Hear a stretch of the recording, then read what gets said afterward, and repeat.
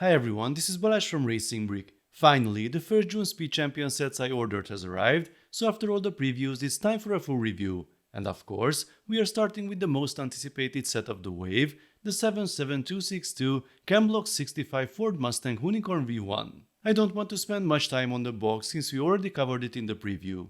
The artwork is dynamic and looks great on the front, while the back shows some nice details and of course the real car. Let's open it up. The set has 345 pieces, costs €28 or $30 and is already available to purchase. Inside we get 5 numbered bags, an unnumbered one, the car base piece, the manual and the sticker sheet. Yes, there are quite a few stickers in this set, so let's see how many printed parts we get alongside them. The manual starts with the now familiar double-page spread featuring the real car, just like in other recent Speed Champion sets. It looks great. The part list is already online on Rebrickable, making it easy to spot the new and recolored elements. Now let's start building. We begin with the base, the rear axle and the diffuser. We also had these leather pieces attached with clips, which I assume are meant to represent parts of the roll cage. Here comes the iconic gold handbrake and yes, it moves. And apparently I skipped the page. I knew something felt off. That's much better. Now this is an interesting structure. People often ask why LEGO uses transparent pieces in places where they can be seen. In this case, the part is reused later in the bag, so there is no need to add another color variant. Here is our first printed piece and an unusual mounting method for that upside down 2x6 tile. And here is the visible use of that transred tile incorporated into a pretty tricky assembly mounted with the rod connection. 2 hearts and our first stickered part are installed at the rear. The rod mounting method strikes again, causing a subtle but noticeable offset here. This is the end of bag 2. This one isn't a common Technic piece in a Speed Champion set. A clip and this piece are used here to create 4 reverse stud connections. This opal translight blue element is frequently used as a spacer because of its special height. Next come the dashboard details and the steering wheel. Now for my least favorite sticker exercise, applying decals to these L-shaped elements.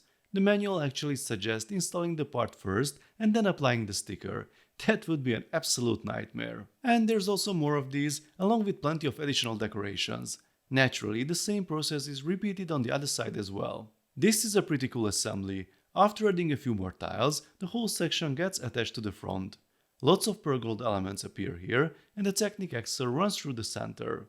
Next comes the grille. It's stickered, but the headlights with the stripes are printed, and so are these tiny logos on the quarter round tiles. We even get mirrored versions for the left and right sides.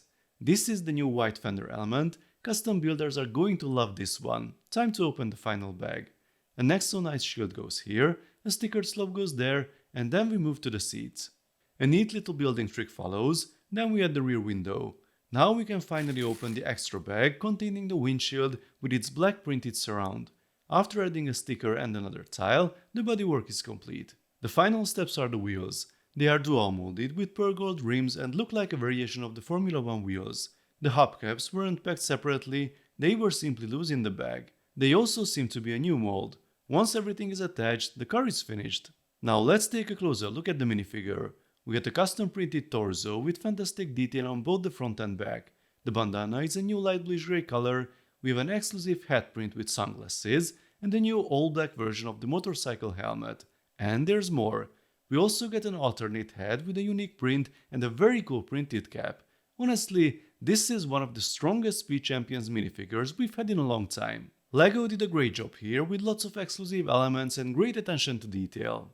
So here is the finished Hoonicorn with Chemblock behind the wheel, and I have to say it looks great in person.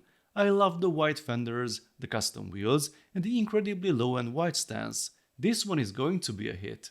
I mean, it's the LEGO Hoonicorn with a Chemblock minifigure, who wouldn't want one? I shared a few concerns in the preview, and I still think some of them are valid, but after having the set in hand and seeing the community reaction, they don't feel nearly as significant. The first issue was the lack of monster branding. For me, that's a core part of the Hoonicorn's identity, and I definitely miss those bright green accents. Without them, the livery feels a bit too simple. Many of you pointed out that Monster is very restrictive when it comes to licensing, and that may well be true. However, HPI managed to release an RC version with the complete livery, so it clearly isn't impossible. Obviously, such branding would probably require an 18+ age rating similar to the Red Bull Formula 1 cars. Sticking with the livery, let's talk about the classic stickers versus prints debate. There are some excellent printed parts on this car, but all of the large decorations are stickers. The roof section is probably the most noticeable example because of the split design. That said, I'm honestly not sure a fully printed solution would have been realistic. I'm not an expert on LEGO's printing technology, but printing on the inside surfaces of these L-shaped elements doesn't sound easy. As much as I dislike applying these stickers here, I don't know if there is a practical alternative. And there is one positive side effect: custom stickers. I'm pretty sure aftermarket monster-themed decal packs will be available almost immediately. As for the shaping, after seeing the model in person, I'm actually quite happy with it. The hood bulge is slightly too high and the door sit a bit too deep, but correcting this detail would probably require some very complicated half-plate solutions while still leaving enough room for the interior. In return, we get a nice interior, some roll cage details, and several clever building techniques hidden inside the model. I was also slightly concerned about the stability of this section on the hood, but it's actually surprisingly solid. The easiest parts to knock off accidentally are these small pieces here. This certainly isn't a perfect Speed Champion set, but it absolutely captures the spirit of the original car. All in all, I'm really happy to finally have an official Hoonicorn with a Camlock minifigure, and I sincerely hope LEGO doesn't stop here.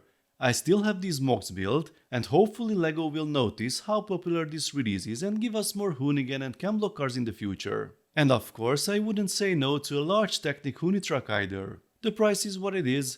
The US market got an increase for the Summer Speed Champions sets. We are familiar with these occasional regional adjustments around here, but I understand why it feels unusual across the pond. Despite that, this set will probably fly off the shelves, but now it's your turn. Let me know what you think about the build, the design, the minifigure and the overall package. Let's talk about it in the comments section. If you enjoyed this video, then please give it a thumbs up and don't forget to subscribe with notifications, as more exciting LEGO videos are coming soon. See you next time, bye bye.